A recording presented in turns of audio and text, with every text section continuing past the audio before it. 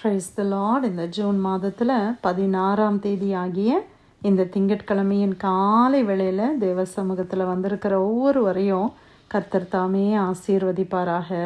இந்த நாளிலும் நம்ம தியானிக்கிற கர்த்தருடைய வார்த்தை நம்முடைய பரிசுத்த வேதாகமத்தில் யோவான் எழுதின சுவிசேஷம் 14ஆம் அதிகாரம் 27வது வசனம். The gospel of John chapter 14 verse 27. சமாதானத்தை உங்களுக்கு வைத்து போகிறேன், என்னுடைய சமாதானத்தையே உங்களுக்கு கொடுக்கிறேன். உலகம் கொடுக்கிற பிரகாரம் நான் உங்களுக்கு கொடுக்கிறது இல்லை. உங்கள் இருதயம் கலங்காமலும் பயப்படாமலும் இருப்பதாக. ஆமென். கர்த்தருடைய அருமையான இந்த வசனத்துக்காய் கர்த்தரை ஸ்தோத்திரிக்கலாமா? ஆண்டவராகிய இயேசு கிறிஸ்து நம்ம கொடுக்குற ஒரு பெரிய வாக்குத்தத்தம், தேவன் நமக்கு சமாதானத்தை வைத்து போயிருக்கிறார். அல்லேலூயா. ஆண்டவர் நமக்கு சொத்து வைத்துட்டு போல, சொத்தெல்லாம் பார்க்கலாம் ரொம்ப பெரிய சொத்து என்னது? சமாதானம். இன்னைக்கு பெற்றோர் நமக்கு சொத்துக்களை வைத்து விட்டு போகலாம், இல்லை சாபங்களை வைத்து விட்டு போகலாம். ஆனால் இயேசு கிறிஸ்து நமக்கு என்ன வச்சுட்டு போயிருக்கிறாங்க? சமாதானத்தை வைத்து போயிருக்கிறார். அதற்காக கர்த்தரை ஸ்தோத்திரிக்கலாமா? இன்னைக்கு நமக்கு எல்லாருக்கும் தேவையான ஒன்று அப்படின்னா என்னது? சமாதானம். நீ உலகத்தில் யார்ட்டையாவது போய் எது வேணும் அப்படின்னு கேட்டால் பீஸ். எல்லா இடத்துலையும் பீஸ்ஃபுல்லாக இருந்தால் நல்லாயிருக்கும். வேலை ஸ்தலத்தில், வீட்டில், தேசத்தில் ஒரு சமாதானம் இருந்தால் நல்லாயிருக்கும்னு நினைக்கிறோம் இல்லையா?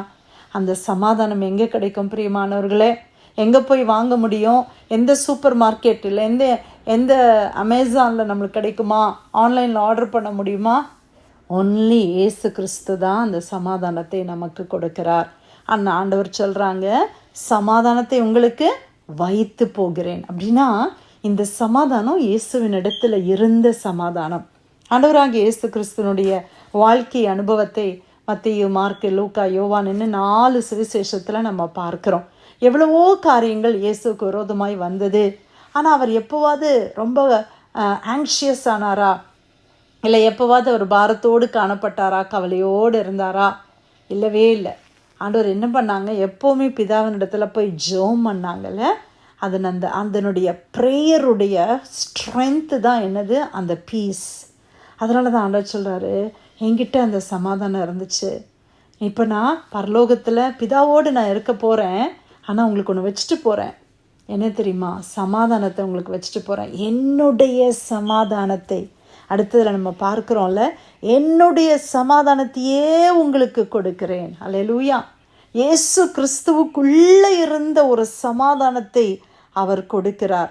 ஆண்டவராகிய இயேசு கிறிஸ்துவின் இடத்தில் அந்த சமாதானம் காணப்பட்டது. அந்த சமாதானத்தை ஆண்டவர் நமக்கு கொடுக்கிறார். அல்லேலூயா. இந்த உலகம் கொடுக்கிற பிரகாரம் நான் உங்களுக்கு கொடுக்கிறது இல்லை.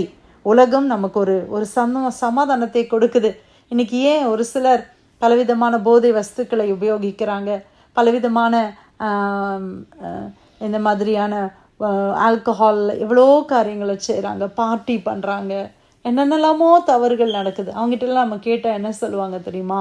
எனக்கு கொஞ்ச நேரமாவது சமாதானம் இருக்கட்டும். குடிக்காரங்கிட்ட போய் நம்ம கேட்கும்போது என்ன சொல்லுவாங்க? குடிக்கிறவங்க, எனக்கு வீட்டில் சமாதானமே இல்லை, அதனால தான் நான் கொஞ்ச நேரம் சமாதானமாக. அப்போது அந்த உலகம் கொடுக்குற சமாதானம் கொஞ்ச நேரம் உள்ள சமாதானம். சினிமா பார்த்தா கொஞ்ச நேரம் சமாதானம். அந்த போதை முடிகிற வரைக்கும் அவங்களுக்கு ஒரு சின்ன ஏதோ எல்லாம் மறந்த மாதிரி ஒரு ஃபீலிங் இருக்குது, அவ்வளோதான்.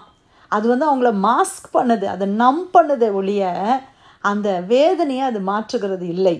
ஆனால் ஜீசஸ் கொடுக்குற சமாதானம், எவ்வளோ பாடுகள், எவ்வளோ கஷ்டங்கள் மத்தியில் நம்ம போனாலும் அது எல்லாம் அப்படியே அதை பற்றி யோசிக்காமல் ஆண்டவர் நம்மளுக்கு அந்த கம்ஃபர்ட்டை நமக்கு கொடுக்குறாங்க. இதுதான் ஆண்டவர் கொடுக்குற சமாதானம். ஆமென். இன்றைக்கி ஆண்டவர் அந்த சமாதானத்தை உங்களுக்கும் எனக்கும் அவர் கொடுத்திருக்கிறார், அவர் வைத்து போயிருக்கிறார். இன்றைக்கி நம்ம அதை ரிசீவ் பண்ண வேண்டும். அல்லேலூயா.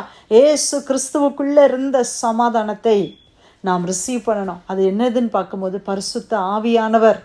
இதுக்கு முன்னால் உள்ள வசனத்தை நீங்கள் வாசித்தீங்கன்னா அதை அறிந்து கொள்வீங்க. என் நாமத்தினாலே பிதா அனுப்ப போகிற பரிசுத்த ஆவியாகிய தேற்றரவாளன் எல்லாவற்றையும் உங்களுக்கு போதித்து நான் உங்களுக்கு சொன்ன எல்லாவற்றையும் உங்களுக்கு நினைப்பூட்டுவார். ஆமென். பரிசுத்த ஆவியானவர் மூலமாய் வருகிற சமாதானம். அந்த பரிசுத்த ஆவியானவரை நம்ம ரிசீவ் பண்ணும்போது அவர் தேற்றரவாளனாய் நம்முடைய இருதயத்திலே வருகிறார். நம்மை தேற்றுகிறார், நம்மை ஆற்றுகிறார். நம்முடைய கவலைகள், நம்முடைய மனபாரங்கள் எல்லாம் கர்த்தர் மாற்றி போடுறாங்க. ஆண்டவர் அந்த பரிசுத்த ஆவியானவரை நம்ம ரிசீவ் பண்ணிக்கொள்வோமா? ஆண்டவர் கொடுக்குற சமாதானத்தை ரிசீவ் பண்ணுவோமா? ஆண்டவராக இயேசு கிறிஸ்து எப்படி சொல்கிறாங்க? உங்கள் இருதயம் கலங்காமலும் பயப்படாமலும் இருப்பதாக. கலக்கத்தோடு வந்திருக்கிறோமா? பலவிதமான கலக்கங்கள் உங்களுடைய இருதயத்தில் இருக்குதா? பயங்கள் காணப்படுதா? எப்படி நடக்குமோ, என்ன நடக்குமோ அப்படியாய் பயப்படுறீங்களா? பிரியமானவர்களே, ஆண்டவர் சொல்கிறாரு, உங்கள் இருதயம் கலங்காமலும் பயப்படாமலும் இருப்பதாக. உங்களுடைய இருதயம் கலங்க வேண்டாம், உங்களுடைய இருதயம் பயப்பட வேண்டாம். ஆண்டவராகிய இயேசு கிறிஸ்து நம்ம கூட இருக்கிறார். ஜீசஸ் நமக்கு சமாதானத்தை கொடுக்கிறார்.